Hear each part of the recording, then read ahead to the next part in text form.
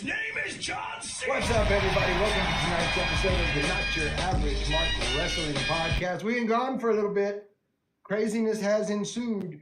We've had trips to Memphis. We've had gender reveals. We've had the occasional tornado or two. It's been wild, but here we are. We're back and ready to go. I am your host, Guapo, the tutorial boss, and with me is the guy who single-handedly changed the history of wrestling by telling Bubba Ray, we're all out of ladders. Perhaps you should use a table? The one and only Mike Caldwell. How you guys doing? What's up, Mike? How you been? Been doing great. Any better, I'd be twins. There you go. Good to be back. I've missed this whole thing. Got to say some things. Looking over here at the side, we've had BCW Texas. That would be Mike. Subscribed for the 16th month in a row. We've got Rick has subscribed for a 23rd month. Rick, thank you so much. You guys are the reason we're able to do this. We've got Darkside Link has just given us a follow. Darkside Link, thank you so much. Of course, we've got Camino in the house. It's going to be a party. That's all it's going to be. Before we get too deep into things, let me go ahead and get the thank yous out of the way. We want to thank Ross and the boys from Labor 12 for our intro outro music. Track's called Head Rush, album's called Monsters. They are working on a second album.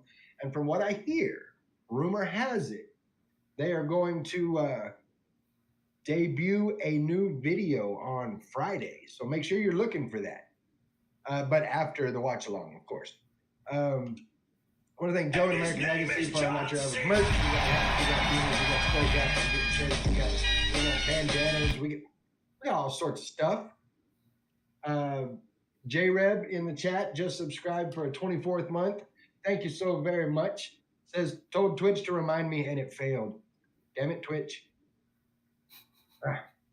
Thank you to HeckYeahRadio.com. If you happen to miss the live show, shame on you. But if it has to happen, you can always you always catch the audio version on HeckYeahRadio.com by clicking the Not Your Average Mark button. Thank you to Blind Ambition Studios for all our awesome graphics. WrestlingSociety.com for allowing us to be in their podcast room. Of course, the one that makes everything work. Thank you to the guy.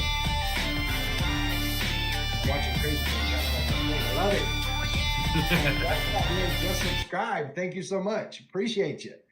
Sweet. Yeah, the guy that makes everything happen, the guy, Patrick, thank you so much for what you do. And if you want the opportunity to see what's going on in the land of Not Your Average Mark and the things that Patrick has put together, you can head to our website, notyouraverage.mark.com, or come check us out in our Discord. You can find the link on any of our socials.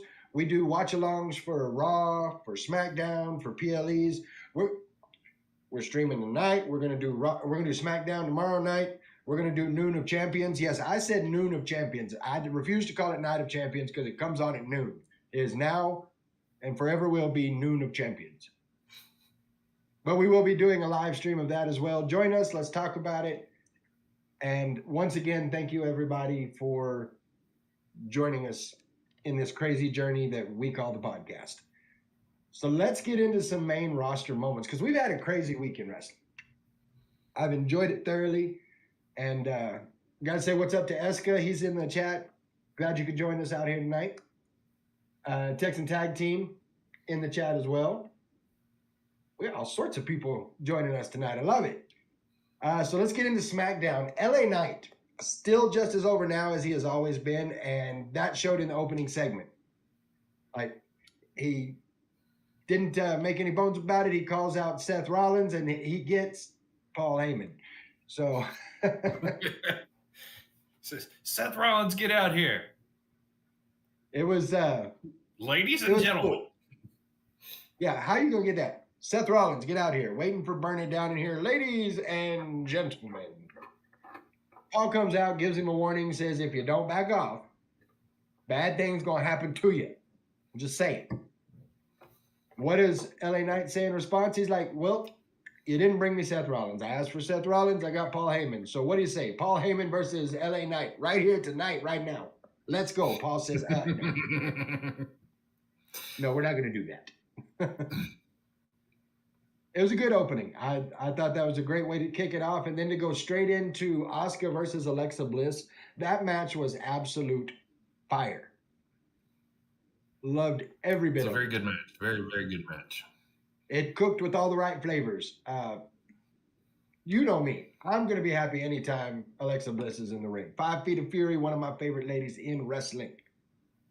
But returning Asuka showed why she is who she is, the Empress of Tomorrow, and she is headed to the finals for Queen of the Ring. Yep. J-Reb in the chat saying LA Knight shouldn't have asked. He should have just acted. I would have, the money I would pay, see LA Knight get his hands on Paul Heyman. I'm just saying. It would be very good. Are you sure he can lift him up? You know, he's a strong dude.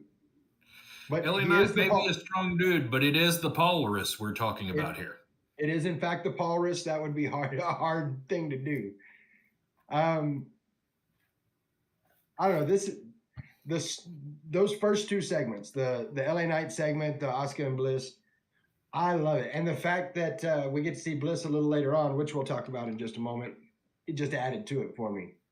Speaking of people who are showing up and being on fire, R-Truth, Ron Killings, he is on one right now, and I'm here for it. I thought his attack on Kit Wilson was good. I dug it. I like that he put him. What was it? Was it the STFU he put him in? Mm-hmm. Yeah, and so he's a little bit injured. While I enjoyed that, you kind of shouldn't pissed off Aleister Black because he's big and scary. I feel like that's going to be a thing. Ron Killings and Aleister Black going at each other is going to be a thing. It's got to be. Well,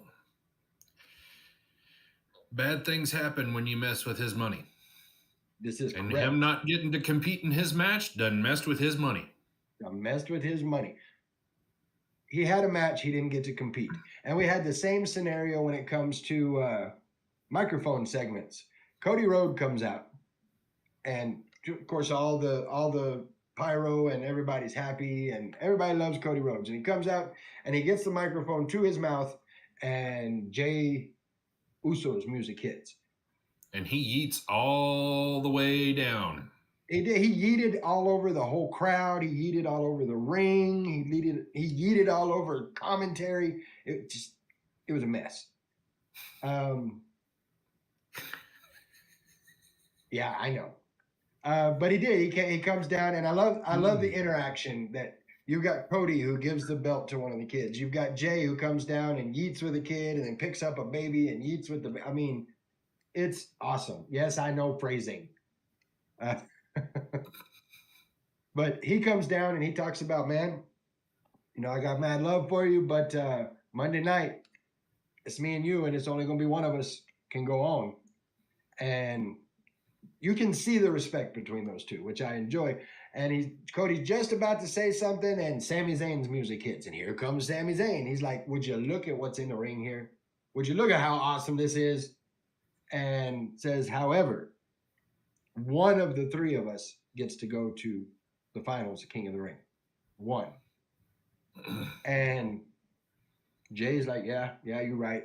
And Cody goes to say something, but that's not going to happen because it hasn't happened yet. Why is he going to get to say something? No, Randy Orton comes out. And surprisingly, Randy Orton comes out and says, Sami Zayn, I'm telling you right now, one day Sami Zayn will be World Heavyweight Champion. That today is not today. Yeah, today is not that day. So it was a good way to segue into the semifinals match between Randy and Sami. And I want to see more of this kind of thing. The star power that was in that ring all at once. Like, it was awesome. One thing I have noticed, and I think it just could be happenstance, but the final four of the King of the Ring is all top baby faces. Yeah. Because the not champion a heel to be found. The champion is the top heel. on either side. Yeah. So I interesting, mean, interesting thing. it makes sense, but then again, it also is kind of strange. I love the fact that we're getting a lot of we're doing this out of respect versus we have personal issues. Right. So I mean, all in all, I'm here for it. But I am too. And here's the thing: King of the Ring used to be its own show. It used to be its own pay per view. Yes, I said pay per view and not PLE because it was a pay per view. Um, but now they've taken that and made a tournament that really is the best of the best, because you can't look in that ring and tell me you don't have the best of the best in there when you have Cody Rhodes and main event Jey Uso and Randy Orton and Sami Zayn.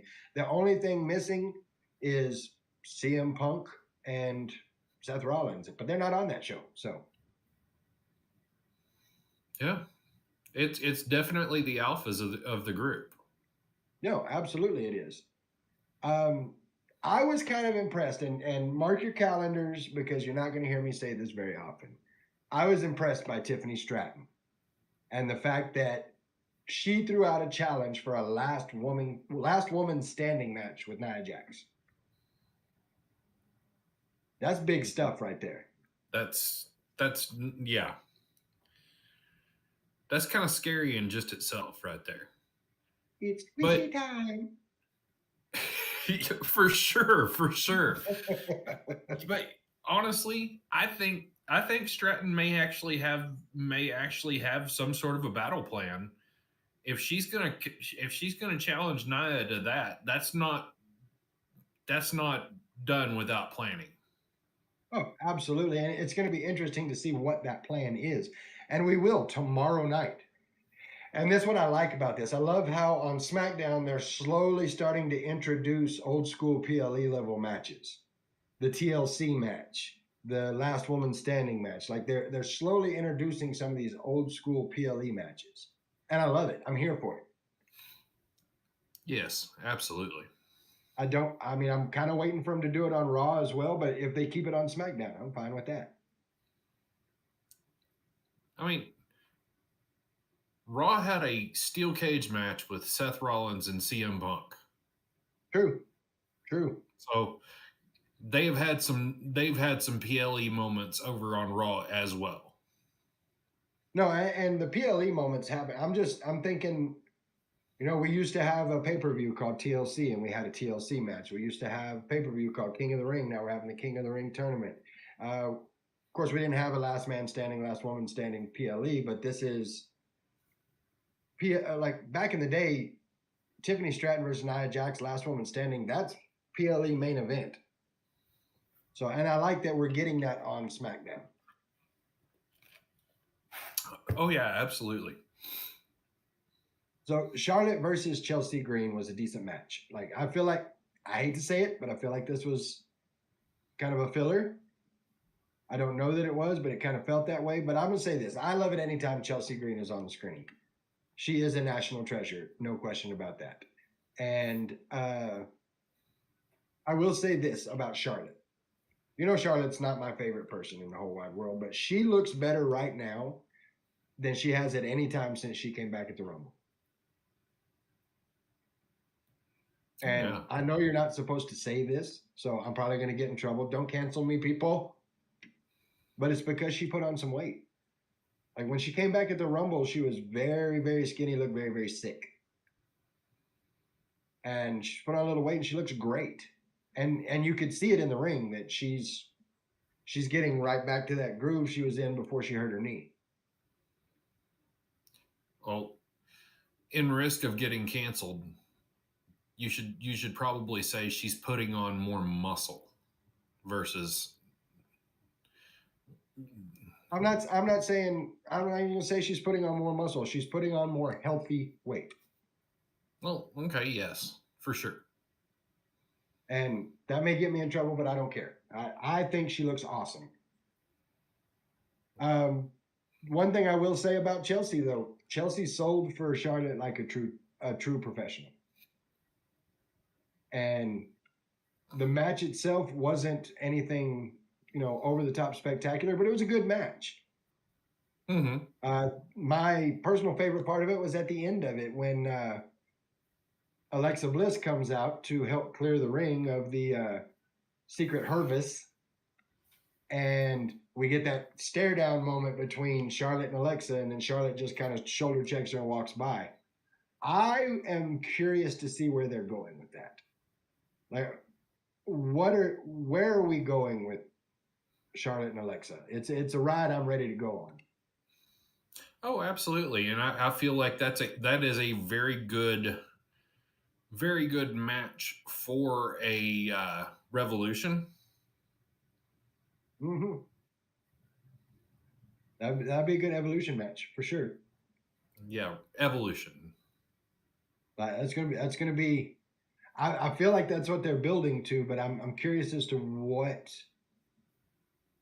what's the jump off, like what's Alexa trying to do? That's what I'm trying to figure out. Can we just not have personal issues? Well, that's just it. We don't know what the personal issue is. Charlotte tore up her doll a few years back. Yeah, that's a long time to hold a grudge. Hey, I'm saying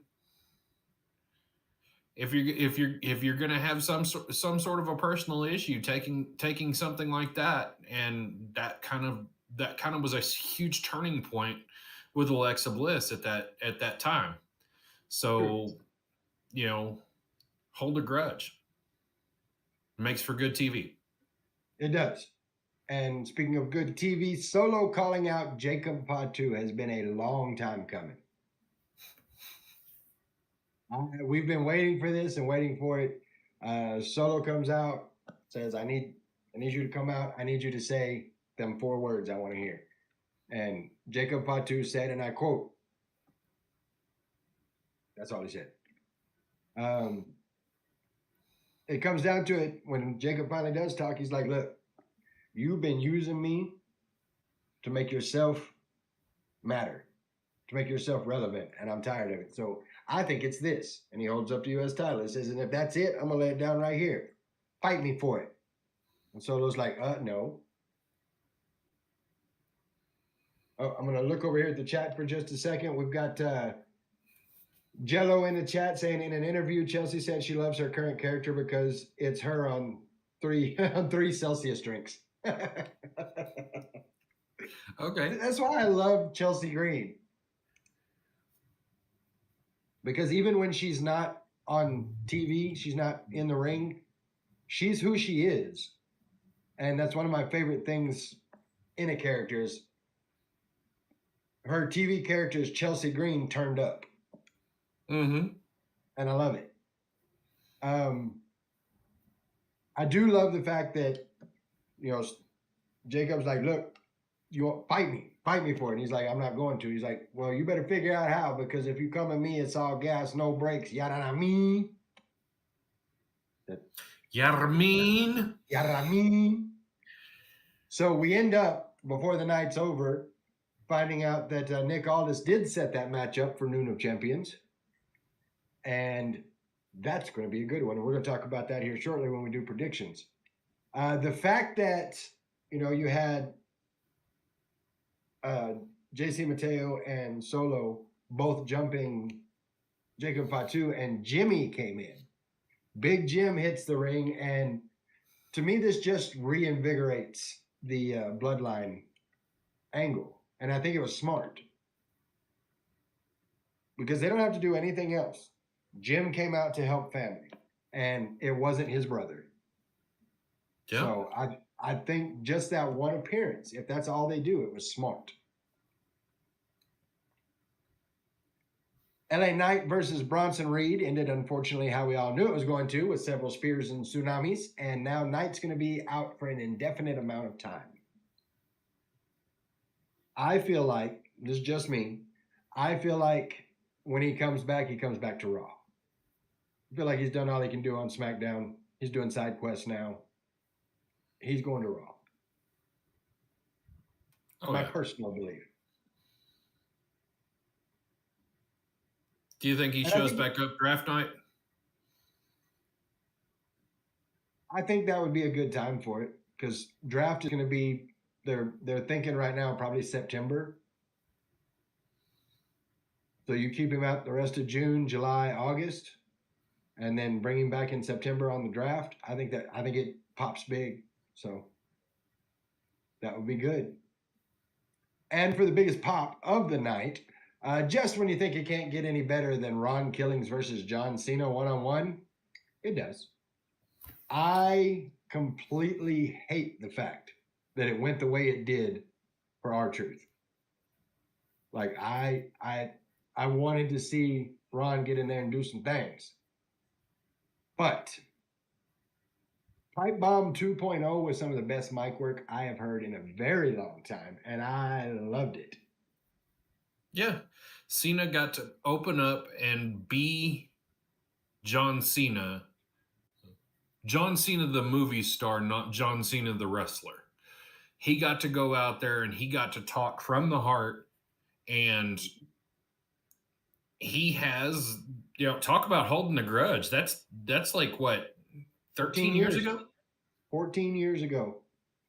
1 week, it was 1 week short, 7 days short of 14 years from Pipe Bomb to Pipe Bomb 2.0. Yeah. So, I mean, obviously grudges are held there. It's gonna be great. I didn't necessarily. I think it would have been cool or better, in my opinion, if Cena would have said some things.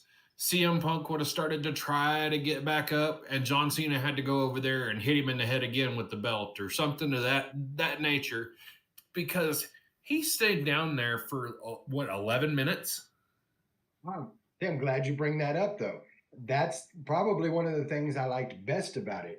And the reason for that is when the original Pipe Bomb happened, John Cena lay next to a broken table and sold it for the entire time that CM Punk was talking. And CM Punk returned that respect by selling the entire time Cena was talking. But the only difference is John Cena was straight up F you CM Punk during the whole thing. And CM Punk Do you remember the original Pipe Bomb? Started his promo with Cena and talking about how everything goes, and then he turned it up to the next level and said, "Okay, now it's time to attack the powers that be." That's fair. No, I can't go with you on that. I think it was great. Like I like the fact that Cena sold it for the entire time. I like that Cena took pieces of the original one and threw it out there. I'm breaking the fourth wall and threw out names like Claudio Castagnoli and Matt Cardona. I mean, I don't know if anybody saw this, but it was pretty funny that at a GCW show, Matt Cardona jumps up he's cutting a promo and he jumps up in the corner and turns to the camera and goes, "Hi, John Cena." I mean, whatever works, right? Yeah, I'm saying. So I'm looking over at the chat. Rick says, considering his feud with Rollins group, yeah, Raw's the destination, talking about LA Knight. Actually, if you go back and watch, Cena had sat up by the time the promo mentioned Trips and Steph. That's fair. But this didn't bother me. It didn't bother me either. I liked it. Texan Tag Team saying he saw the Matt Cardona thing and laughed about it. I thought it was good. The cross promotion stuff is always funny. There's been some speculation as to why he said the names he said. Who I don't remember who the other one was. He said Claudio Castagnoli. He said Matt Cardona and Nick Nemeth. Nick Nemeth was the other one.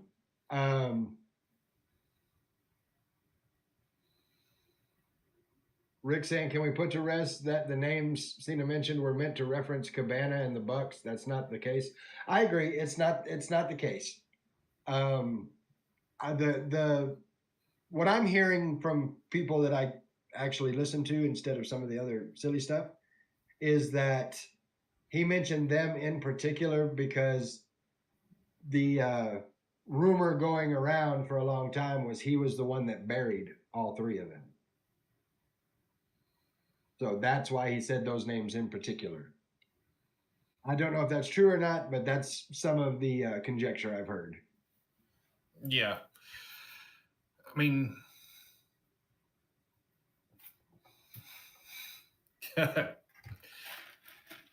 Rick says bingo. Cameron says I missed the first one, so this one was good.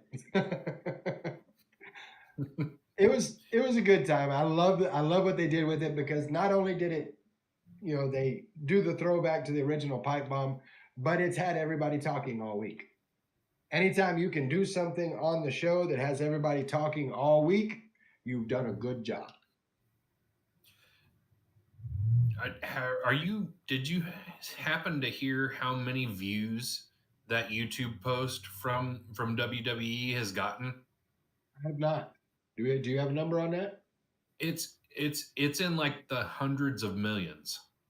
I believe it because it was good. All in all, SmackDown was good. I give it a B plus, borderline A. Like it's right there on that line for me. Okay. I can scroll my notes a little bit. What was that, Mike? I can go with that. Okay. That brings us to Raw, and it is always a smart move to start the show with Seth freaking Rollins. Face, heel, doesn't matter. He keeps the crowd engaged every time he comes out. So starting the show with him is always a good move.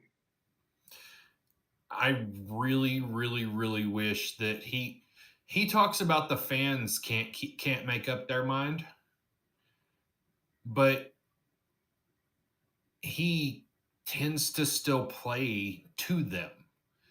He talks about, oh, well, you wanted to see CM Punk, you wanted to see the Tribal Chief, you wanted to sing my song. You don't know what you want. So yeah, I mean, it was a great promo. It was well thought out, well put together. But I really think that he needs to upgrade on what he's doing and take away that fan reaction from the song and do something different. I mean, I could see it. I think if you take the song away, as soon as the music stops, the crowd's still gonna do the whoa. They're still gonna do that, whether you put him out in new music or not. Just like they're still gonna bark for Braun Breaker. Right. And they're still gonna whoa for Cody Rhodes. I mean, it's Pavlov would be proud. I'm just saying.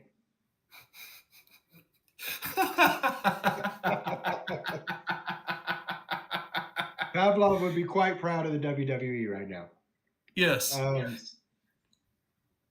I do like how, when Seth gets to a certain point in his promo, he is one of the few people that will give the promo and you feel like he means what he's saying. Like he invests enough into his character and to what he's saying that you believe it's believable. You believe he believes it.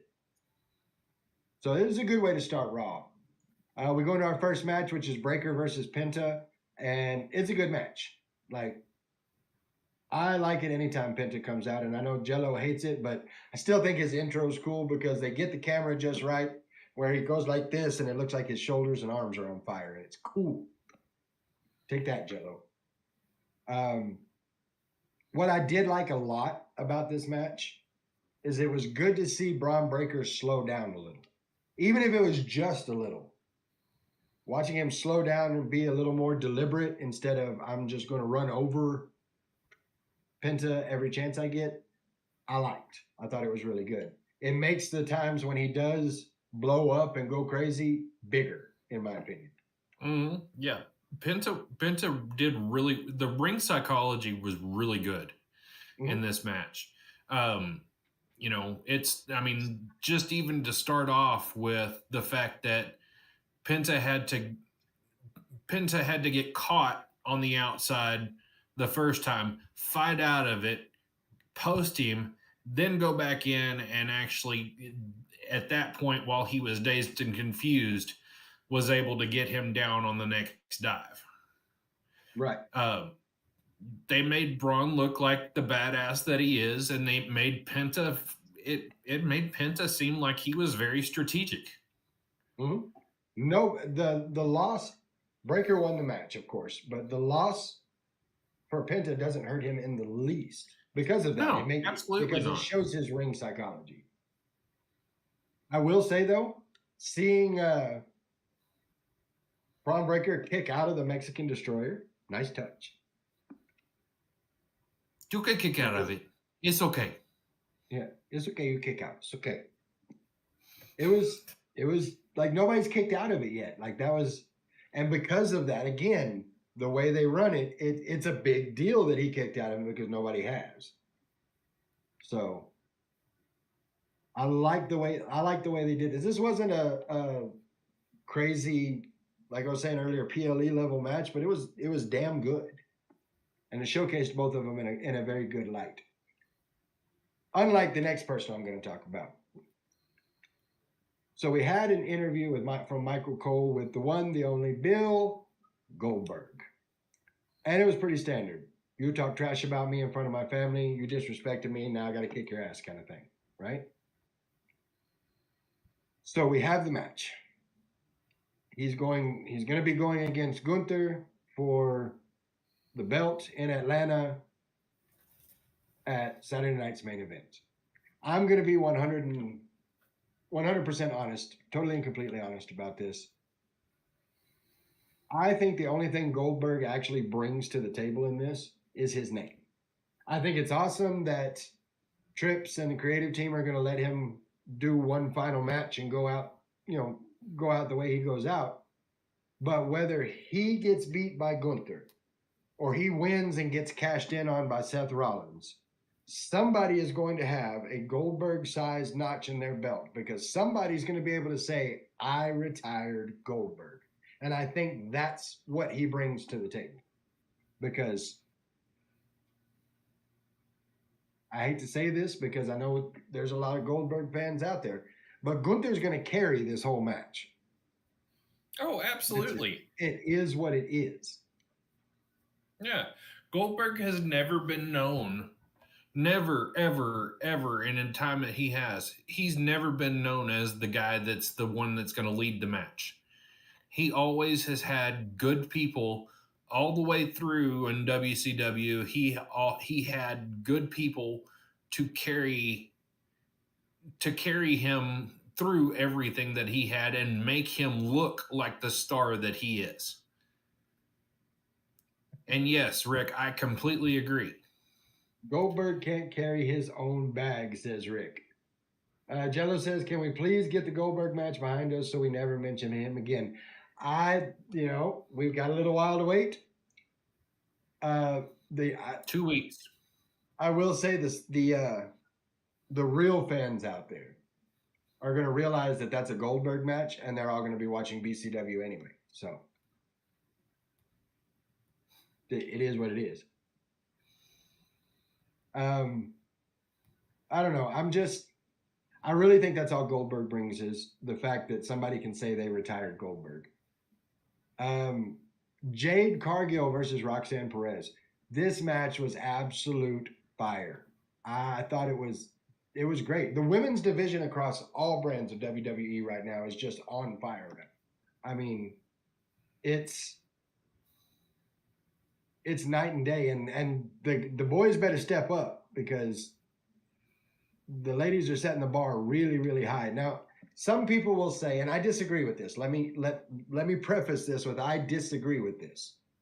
But some people will say that the women are being pushed the way they are right now and putting on the type of matches they are right now because Evolution 2 is coming up.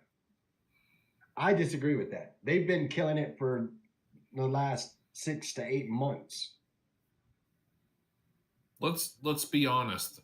The women's division in WWE, NXT included, has been has been on fire for years. It's done good things. Yes, we have the new alma mater, we have the new class that is coming up right now with the Roxanne Perez's, the Jade Cargills. We got this new fresh breed in right now, and Mm-hmm. Stephanie Vaquer.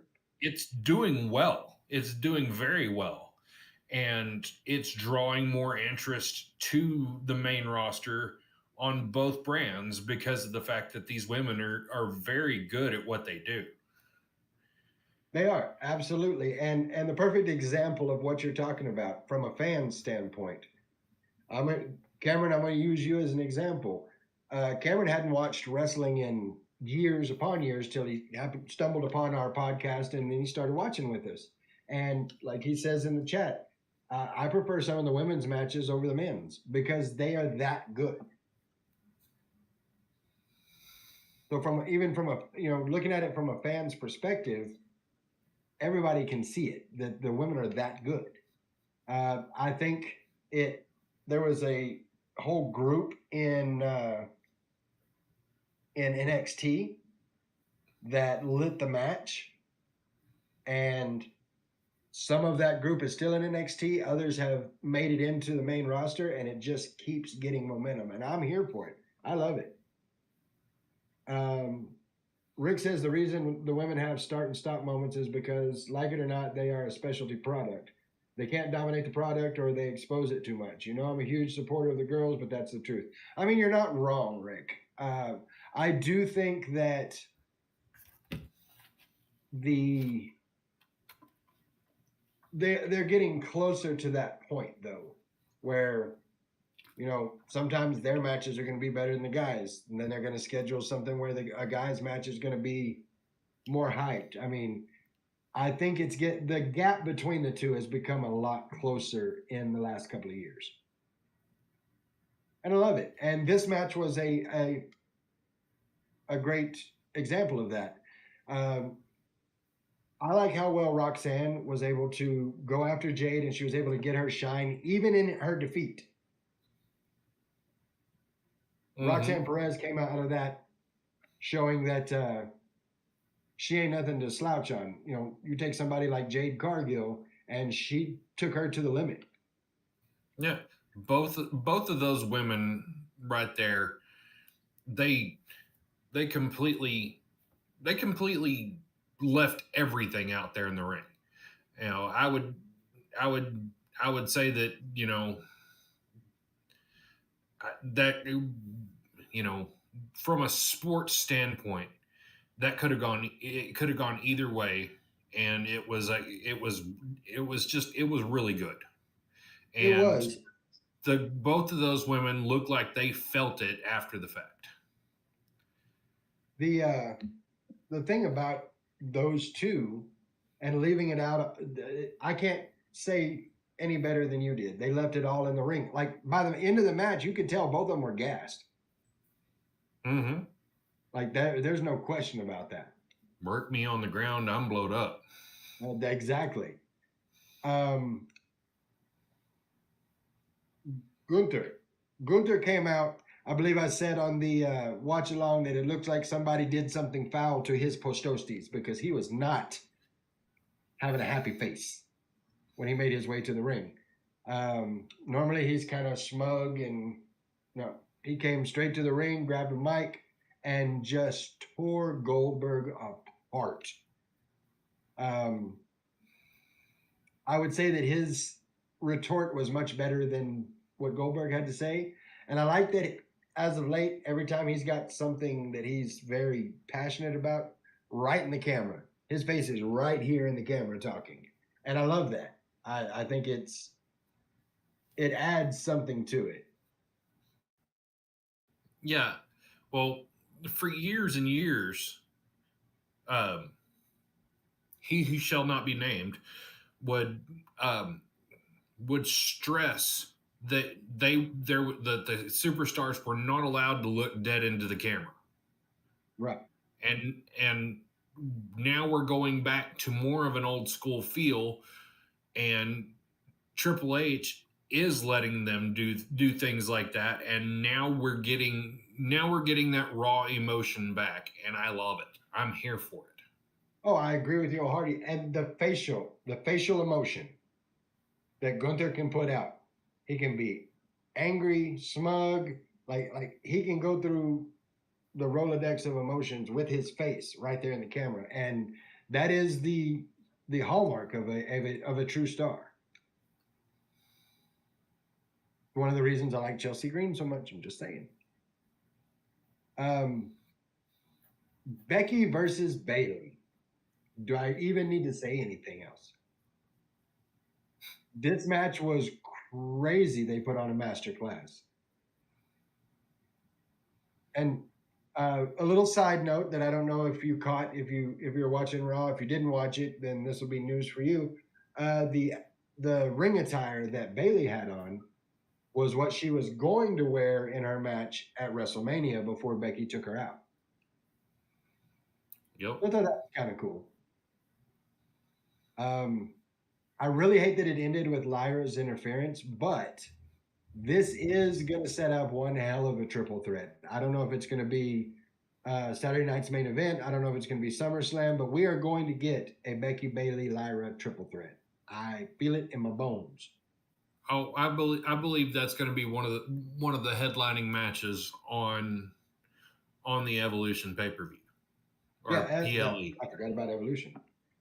I believe that's going to be that could possibly be main with the star power that it has. It could possibly be the main event for that show. No, absolutely, and well deserved. Like these two. That I want to say they said that was their 8th time meeting each other in a singles match, and they just the history they have. Not to mention the fact they're both NXT Women's Champions. They're both WWE Women's Champions. I mean, they put on championship level matches. So whatever show it's on, and I think you're probably right. It'll probably be Evolution.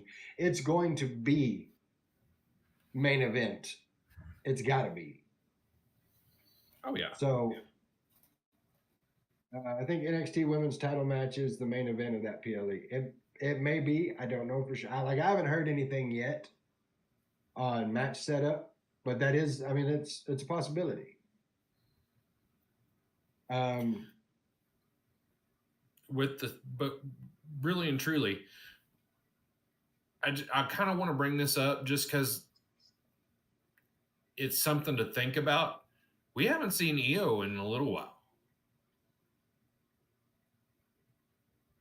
Io is supposed to be our women's world champion. I don't know if she's injured, if she's taking a sabbatical, if she's handling something, whatever. But we haven't seen her in a little while. And right now, that women's Intercontinental Championship has taken center stage. I would say that it is taking center stage, but I will refer back to something Rick told me a while back in the fact that we can't miss you if you're always there. And I think that she's I don't think she's injured. I haven't heard anything about that. But I think that she's stepping back for a moment to let all this play out so that after, and I'm going to go ahead and throw one of my predictions out there. After Asuka wins Queen of the Ring, it sets up a program between Asuka and Io Sky. I think that's why they're holding her back off of TV just a little bit until we get past the King of the Ring, King and Queen of the Ring. My personal thoughts.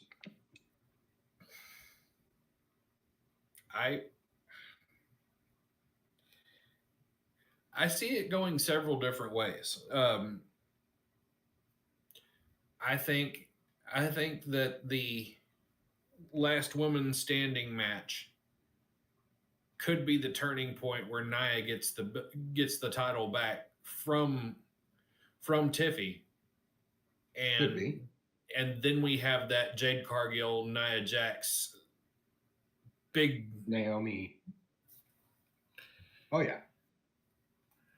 I mean, I could see that for sure. Um, but I think on the Raw side of things, it's you. Why would you not take advantage of the opportunity to put Asuka and Io Sky together in the ring? Oh yeah, that's going to be good stuff. Really Oh good yeah. stuff. Speaking of good stuff for the lady, well, before I get into that, Rick saying she was supposed to be in a feud with Liv. That got derailed when Liv got hurt. So they aren't edging her into a new program just yet. Like I said, I think they're waiting for King Queen of the Ring to be done, so that I personally feel that Asuka is going to win Queen of the Ring, and that's going to set up her feud with Io. But they also did a great setup for Rhea and Raquel at Noon of Champions. Having them fight out and then having Roxanne Perez come out and make the save for Raquel. And it's not just that she came out and made the save, it's that Raquel picked her up and gave her a hug and all of that stuff. Are we replacing Liv? I think that she's going to be a little cross. Let the drama unfold. I'm not, I try to keep my fantasy booking off of here, but let me go ahead and throw it out there. I think that we end up with Raquel and Roxanne Perez. And I think when Liv comes back, there's a whole thing about it. And I think that Liv ends up with a former tag team partner. And that would be Rhea Ripley. I think that's where it goes.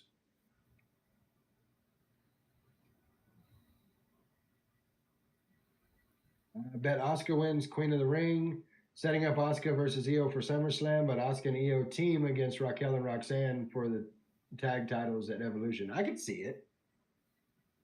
That could happen. I don't know. It's going to be interesting to see where they go, and that's what I love about WWE television right now is there's so many different directions. Cody and Jay. Cody Rhodes versus main event Jey Uso was exactly what we thought it would be, a solid main event. These two did a good job of going move for move, back and forth, and not fighting dirty, but getting more and more angry and more, I've got to win this. And it was just a good match. And they started it with respect. They ended it with respect. I dug the match. Of course, Cody got the win. As he should have. As he should have. But I think that the respect for each other was the centerpiece of this match. Yes. But seeing those two compete against each other showed without a shadow of a doubt why Cody is the superior guy at this moment in time. He's the QB.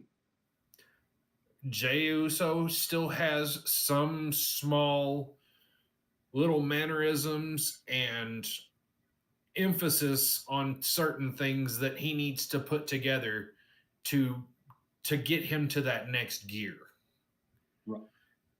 If you go back and you watch the pinfalls, every time Jay got a cover on Cody was kicking out like it meant everything to him. Mm-hmm. And it got a pop from the crowd every single time. And by the end of the match, Jay was just barely rolling his shoulder over. He didn't have the authority like Cody does.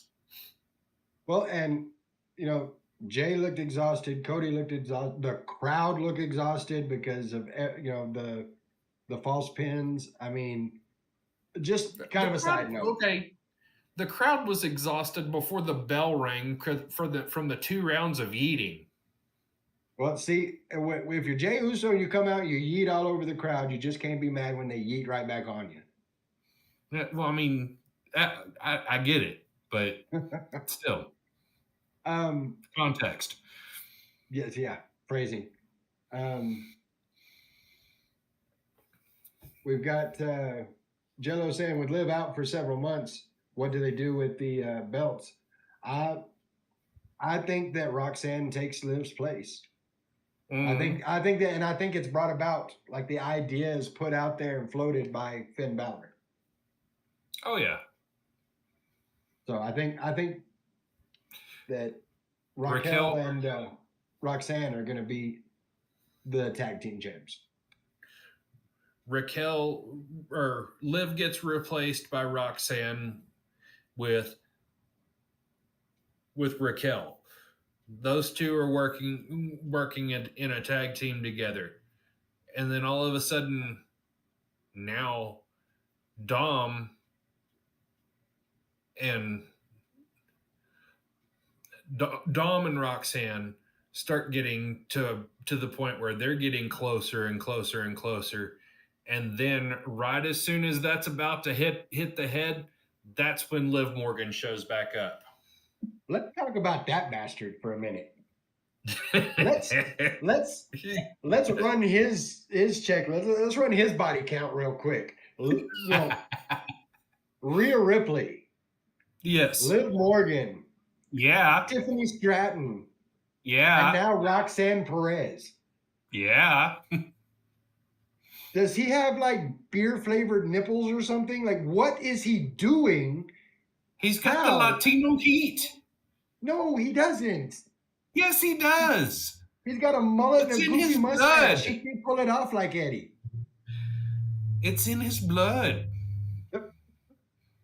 Saying that bastard, I don't know what he's doing, but he's living life right somewhere. On a side note, in that match, do you know how hard I nearly popped when Jay almost won with the Crossroads?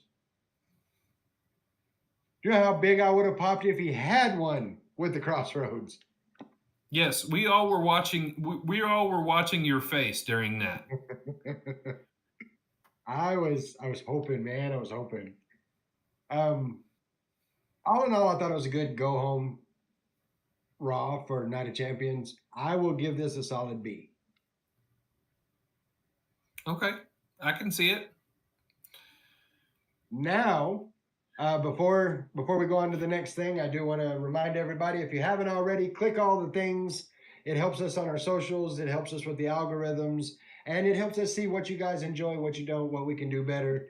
We love reading your comments. We love the interaction we get to have with you guys. So go to all the socials, click all the things, the bells, the whistles, the follows, the subscribes, all the things. Click all the things. Now that I've got that out of the way, I'm going to hope that the guy is seated and ready, because we have come to the part of the show that everybody loves.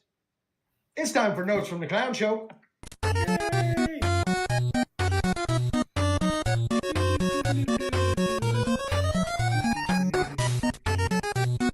And we're back. How many belts are you going to put on Mercedes Moné? Like, it's getting ridiculous, for real. We're getting to a point that even Timeless Tony Storm is not going to be able to save this. I don't understand. She's not that good. I don't get it. Why are we putting all the belts on Mercedes Moné? Because it's Tony Khan's favorite toy.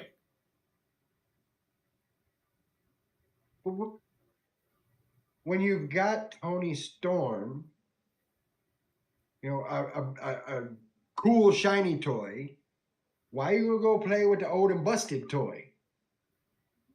Because you paid $4 million a year for that old busted toy. Well, that's because he's an idiot.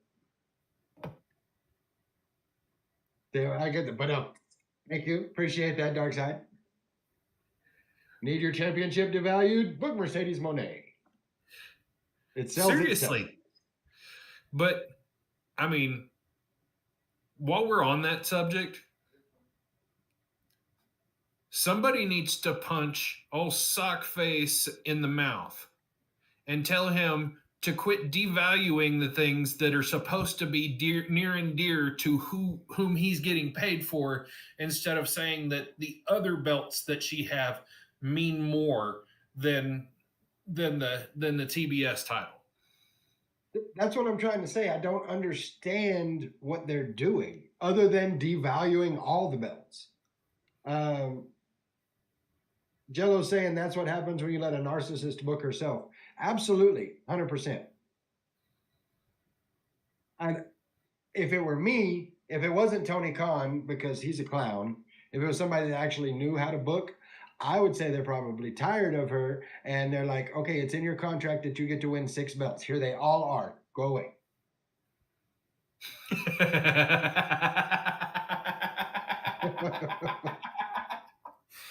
Like yes. that's if he wasn't Yes. a clown, I could see that. But Tony Khan is a clown, and that's not how he's doing that.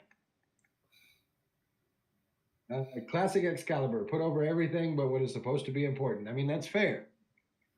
All right, next thing. The Young Bucks, the EVPs of AEW. Can this gimmick go away for a while? I mean, I'm already not a fan of the Bucks, I never have been, but this is 100. What they're doing now with the whole thing with Swerve and Omega and all that, this is 100% a McMahon Helmsley era ripoff. That's all it is. Like I don't understand why we're still doing the EVP thing. Okay, while we're talking about that, the only person that I've seen that's making chicken salad out of chicken shit with this whole situation, well done, sir, is Will Ospreay. Yeah. Okay, Will Ospreay. They do the deal where they make his match right now, so they have to go out right then and there, and Ospreay is selling the fact that he didn't have time to get ready. He was out there and he was stretching damn near the entire match because he was showing everybody, okay, I need more time to get ready than this, and that was probably one of the best parts about what happened. Well, and I'll say this, that Will Ospreay and Swerve Strickland have good chemistry together.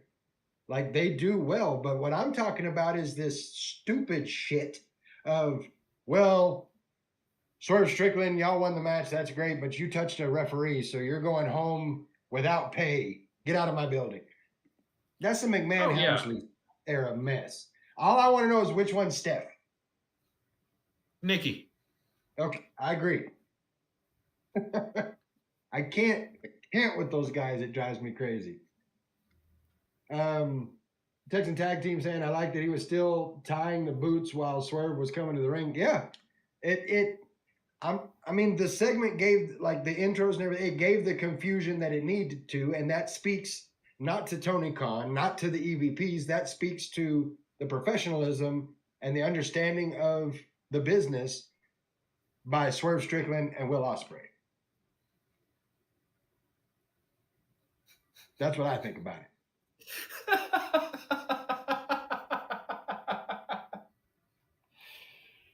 Yes, I know it's funny when I say professionalism and Will Ospreay in the same sentence, but calm down. Oh, that's not what I was laughing about, but okay. Bro, really, bruv? I was busy trying to grind so Triple H will like me. I had no time to tie my boots. I love it. All right, what the hell were you laughing about?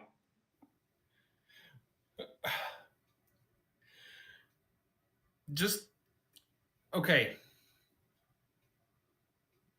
Hurt Syndicate. We're going to talk about that. Okay, but that's what I was laughing about. Oh, you're looking ahead in the notes. Yes. Let's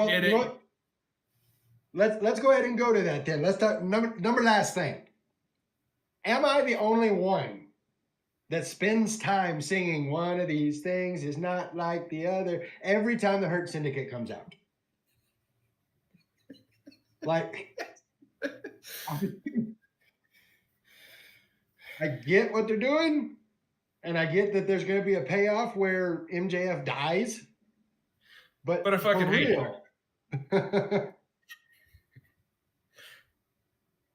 And okay, cool. They're doing the Hurt Syndicate thing with MJF. It's going to end badly. We all know how it's going to end. He's going to die. They're going to go on and be like, we didn't like him anyway. But I don't like what they're doing with MJF. Mike, you're a promoter. You're a booker. Mm-hmm. You just had him in Mexico win a match against Mystico and take his mask. So you don't mention it at all. We don't talk about it at all. That's over. That's done with. It never happened. We're not going to talk about Mystico at all. No, absolutely not. That's in the past. We don't want to deal with the past. No, that's the past. We did that yesterday. Today is a new day. Retcon Tony over here drives me crazy. And yes, Jello, I do read your posts. But I mean, what do you expect from the clown that is Tony Khan? I get that, and Rick's absolutely correct. Every week that goes by, we see MJF fall deeper and deeper into the endless abyss of the poor booking shuffle. That is not a dance that is going to get trended. No, it's not, and it's a shame because he is a damn good talent. When they let him be a damn good talent. Absolutely. So, that has been Notes from the Clown Show. Tony Khan, you're a clown. That brings us to the Noon of Champions prediction. Why? What did I say? Noon of Champions? Yes, I said Noon of Champions because it comes on at noon. Yes, I understand it's nighttime in Saudi, but I'm not in Saudi, so for me, it will be Noon of Champions. Dixon Tag Team saying it makes you wonder why he signed a new contract. It really does. Like, I don't know if he was expecting something different, but he's not. He's really not. He's devaluing himself. He done devalued all over himself. But I believe that there's a lot of people that aren't holding the booking against MJF because they do know that he is that kind of a good talent. I can see that. Darkseid saying Mike's right. He's doing for the money, and he is. I get it. That's you go where the big paycheck is. He could be so much better utilized, in my opinion. But let's get to some predictions, shall we? We have Sami Zayn versus Karrion Kross. A match set up on Raw, I think. Mm-hmm. So what do you think, Mike? What are we going to get out of that? I think this is going to be if we're talking about wins and losses, Sami's winning this match because he's going to go out and he's going to be the uber baby face and everybody's going to love him. And Karrion Kross is one of those people that is kind of bulletproof to the fact that he can go out there, get pinned, and it does not hurt him one little bit. But the story of the matter is going to be what is going to happen to Sami, what is going to change in Sami. I believe Karrion Kross is actually intending on having Sami beat him and get to that killer edge that he's been talking about. And I kind of thought about that. Me personally, I have Kross winning this one. That's what I put down originally, but I'm starting to second guess that because I see Kross doing kind of the Bray Wyatt thing. Mm-hmm. There you are. Now, take me out. I could see that, and then with that, you get the moral dilemma from Sami. And Sami's already started moving a little darker, doing the eye gouge back at Randy, and that punch he gave Karrion Kross on Raw, that wasn't no joke neither. But you can already see Sami starting to maybe start a slow descent into the dark side. So. I think you may be right. I think Sammy may take this one. That brings us to, and Chad, of course, I want to know what you guys think. Who do you have in Sammy versus Karrion Kross? That's Rick says, I think Kross takes advantage of Sammy's inability to drive the stake through his heart, and we run this till SummerSlam. I could see it. I could see that too. I'm here for that. I'm here for that. Yeah, absolutely. Darkside's got Sami Zayn. While we've got them coming in, we'll go ahead and run to the next one, which we've got Mommy, who's always on top, versus Raquel Rodriguez in a street fight. What do you got?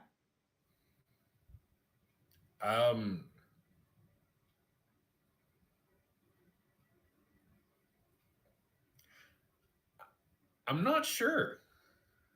It's a tough one. Considering the no disqualification factor, because it is a street fight, it's one versus many. Yes. And so I think that may have something to do with it. I think you're probably right. I think Raquel takes this. We get the interference from Perez. Hell, we may get interference from the whole Judgment Day. And I've been sitting here trying to think who could come out for Rhea. Like, I would love to get an Evelyn Carter style. Liv comes back with her arm all, in a brace and everything, and grabs Raquel by the hair, or Roxanne, either one, and pulls her out. I think that would be great. The Bellas. There you go, Houston. There you go. That's true. The Bellas could come out. I can see that. J-Reb's got Zayn and Ripley. I don't know. I think Raquel takes this one. Mm-hmm. Damian Priest wins. No, Damian Priest could. Damian Priest will be coming out if the Judgment Day gets involved any further than Roxanne Perez. If Finn or Dom, or JD, any of them come out, then Damian Priest will come out to help Rhea. I think Io tries to help Rhea, setting up a tag, which bleeds into the Oscar prediction. Yep, I get that. That could happen as well. All right. Jacob Fatu versus Solo Sikoa for the U.S. title. What you got? I got Solo. Okay. And not for the fact that Solo's just the better wrestler. I think, if it was down to mano a mano, there wouldn't be any doubt in my mind that Jacob Fatu could dog walk his ass. True. To quote him. But Solo always has a plan. He's always somebody that's got something scheming, and he's got old Mateo in the background right now, and he's got other people. We've still got Tama Tonga that we haven't seen in a little while. We still got Tonga Loa that hadn't been seen in almost a year now. Mm-hmm. We got, there's still other bloodline members of that Fatu bloodline that are in the Performance Center right now doing what they do. True, very true. I'm going to throw it out there, like all the way through, what I think is going to happen. I think Jacob retains, and I think Mateo tries to get involved. I think Big Jim comes and takes care of that, and then I think we get Hikuleo or Tala Tonga, whatever they're going to call him. I think we get him, much like Rick's saying, and I think Fatu retains, but I think we start the storyline where Solo realizes his whole family is turned. And so he's now aligning himself with the Tongans, with the Gorillas of Destiny. So Like there's a whole thing that can happen there, and that's what I'm hoping for. Those I dang do feel that we gorillas. see Hikuleo show up though.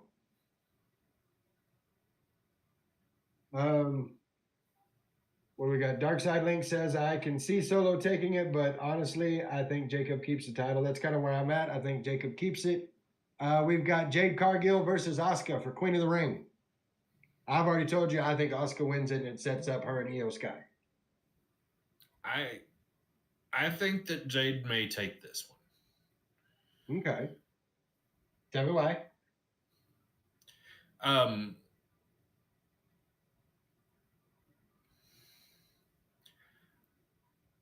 I think that it's, like I said, I honestly think that I don't think Tiffany Stratton's going to end up getting through Nia Jax in a last woman standing match, and having it to where Jade Cargill versus Nia Jax, which hasn't happened since Queen of the Ring last year, and that was a disqualification.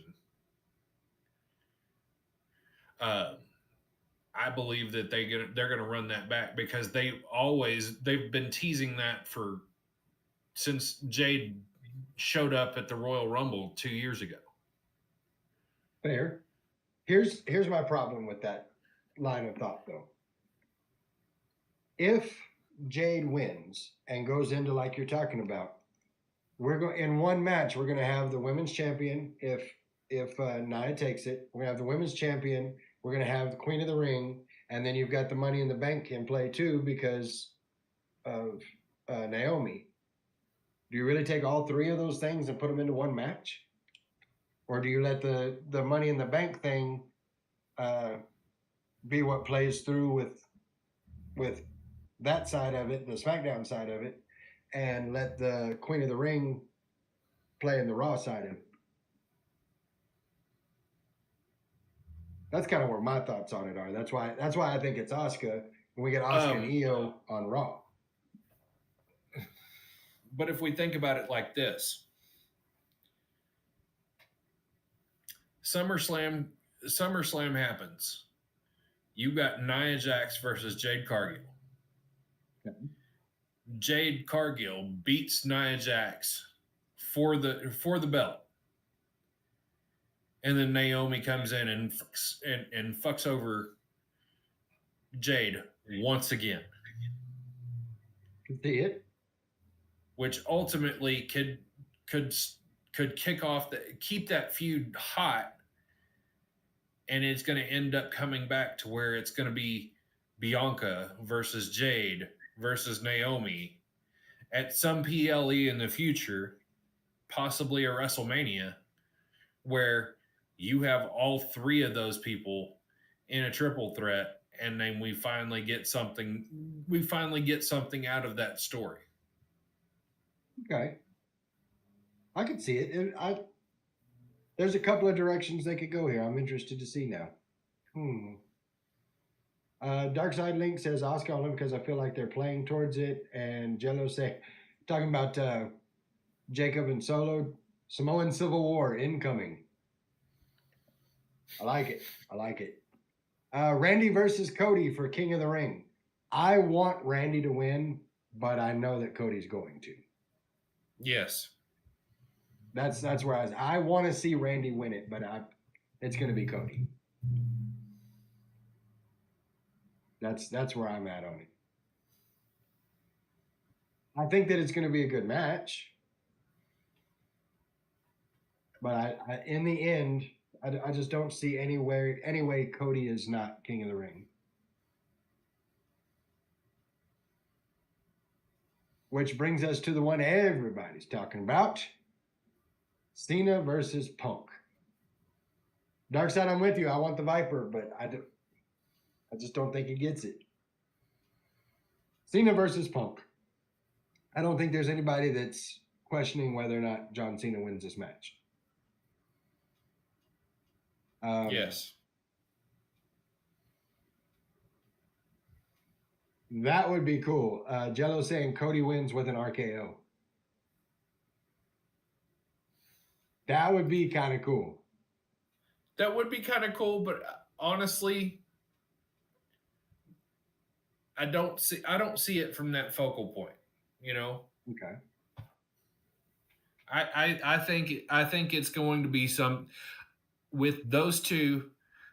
I honestly think it's going to be some sort of a leverage gimmick or something else. I don't necessarily think it's going to be a this person hits their finish 1, 2, 3. Okay. You could very well be right on that. Again, Cena versus Punk. I think Cena wins this one. Darkseid saying I love Cena, but I see Punk coming in and running the show. I mean, I think that Punk does run the show for the most part. I think Cena gets the win in the end, but I think we're going to get some surprises and some callbacks out of this. 14 years worth of history. There's no way we don't get a bunch of callbacks out of this. That's the I hope. don't. Anyway. I don't see that Dark Side. It'd be cool, but If Punk walked out with the spinner belt, that would be kind of cool, actually.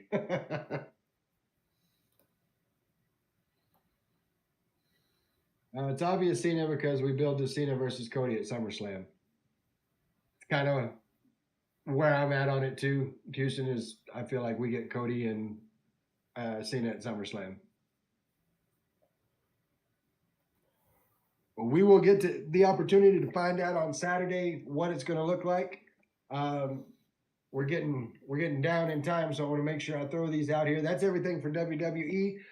But July 12th, BCW Hot Blooded, Levelland, Texas TMW Event Center. It's going to be crazy.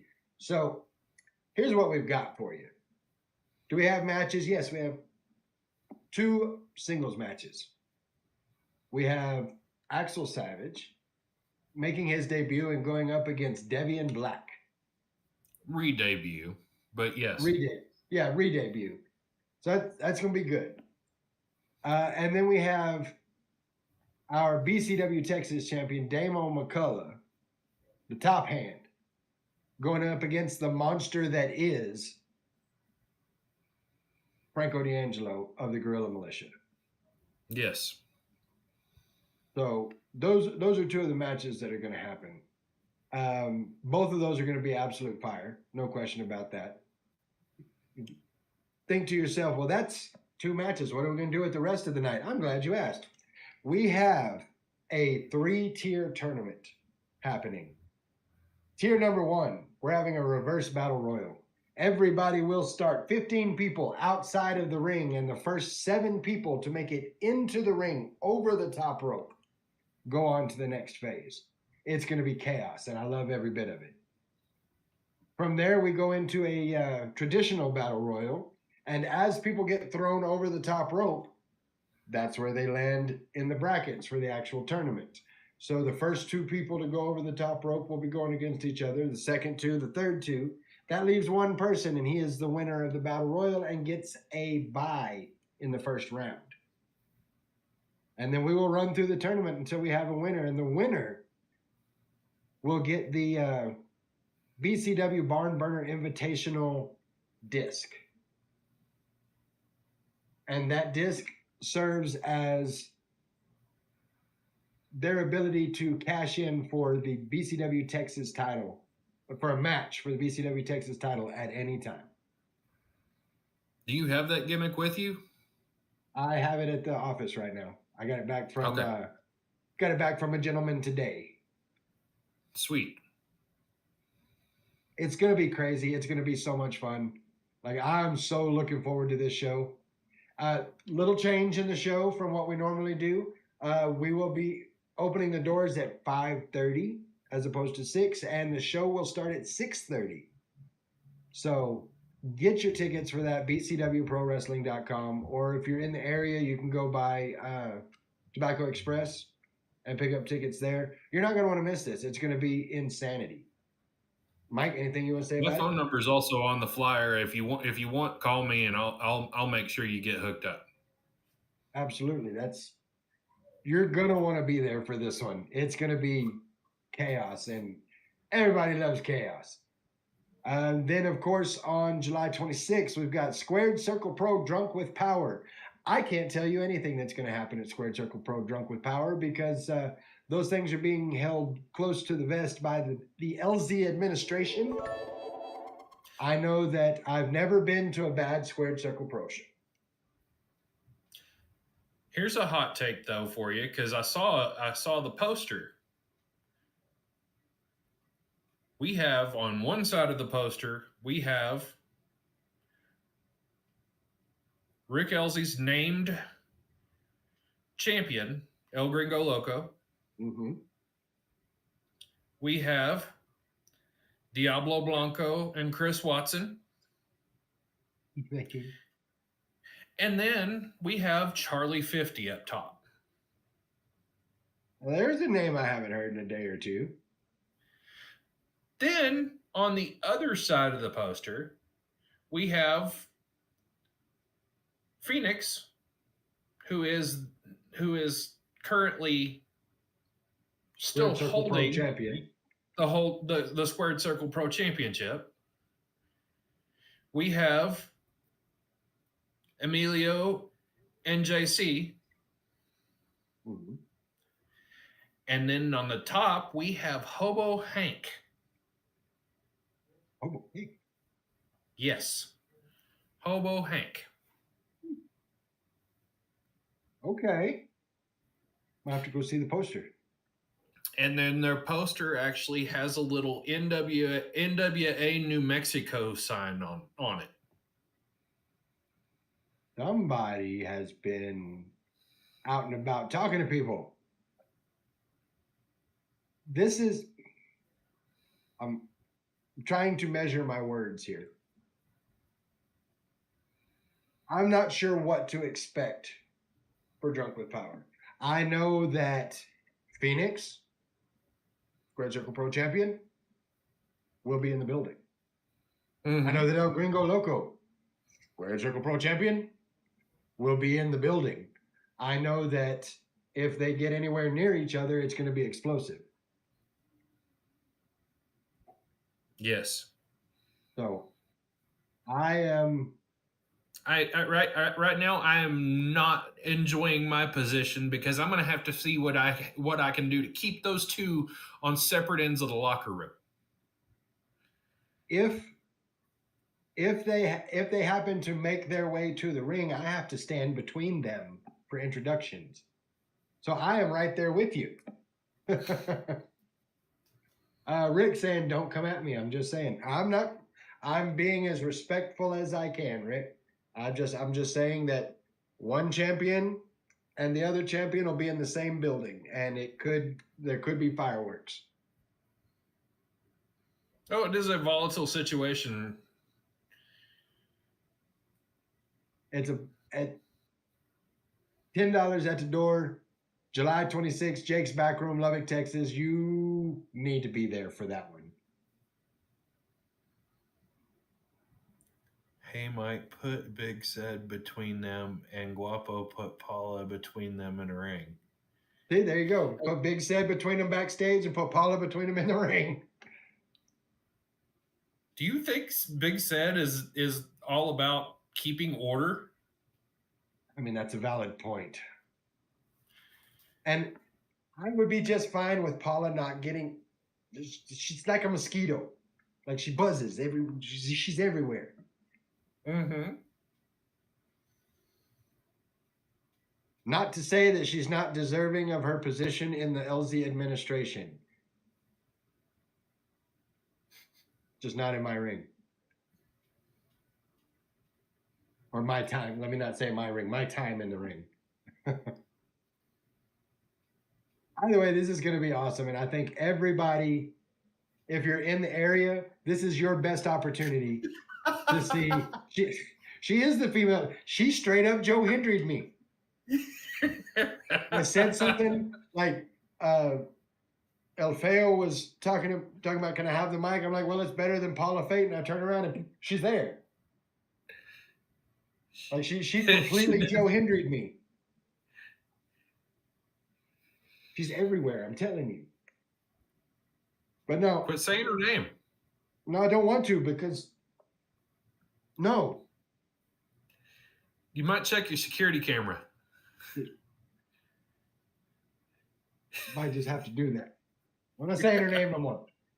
Now, all joking and funny stuff aside, this is your opportunity to see West Texas independent wrestling at its very best. So I would love to see all of you guys out there for BCW Hot Blooded, July 12th in Levelland, Texas. I want to see you at Squared Circle Pro Drunk with Power, July 26th, Jake's Backroom here in Lubbock.